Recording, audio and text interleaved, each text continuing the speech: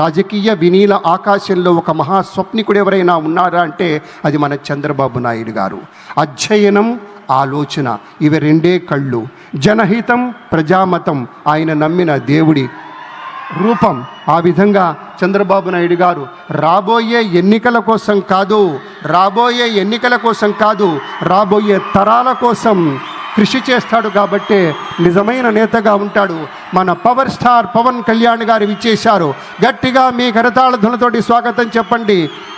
ఒక నిఖార్సైనటువంటి రాజకీయ నేతృత్వం ఎలా ఉంటుందో వారిని చూస్తుంటే తెలుస్తూ ఉంటుంది. ఒక నవనీతం లాంటి హృదయం ఉన్నటువంటి నేత మన పవన్ కళ్యాణ్ గారు, ఉప ముఖ్యమంత్రి వర్యులు.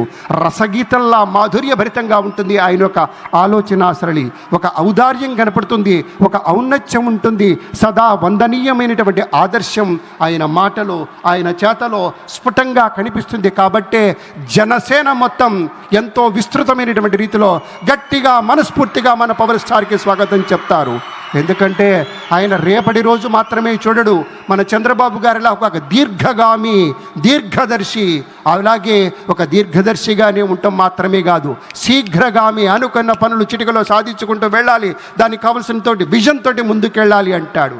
అలాగే ప్రతినిత్యము, ప్రతిరోజు, ప్రతి ఘడియ ఈ రాష్ట్రం తాలూకు ప్రజల యొక్క క్షేమం గురించి హాయిగా, ఆరోగ్యంగా, ఏ చింత లేకుండా ఉన్నారా అనేటువంటి ఒక ఆలోచన చేస్తారు మన పవన్ కళ్యాణ్ గారు. అలాగే మన అందరి యదమందిరాలలో ఆయన ఆవాసం ఉంటున్నాడంటే అది ఆయన గొప్పతనంగా మనవి చేస్తే, తను పంచేటువంటి మంచితనాల సావాసమే.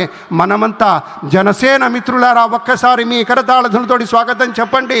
అర్ధాతీత మహోన్నత వ్యక్తిత్వానికి స్వాగతం అంటూ మన ప్రీతమ ఉప ముఖ్యమంత్రి వర్యులు శ్రీ పవన్ కళ్యాణ్ గారికి స్వాగతం.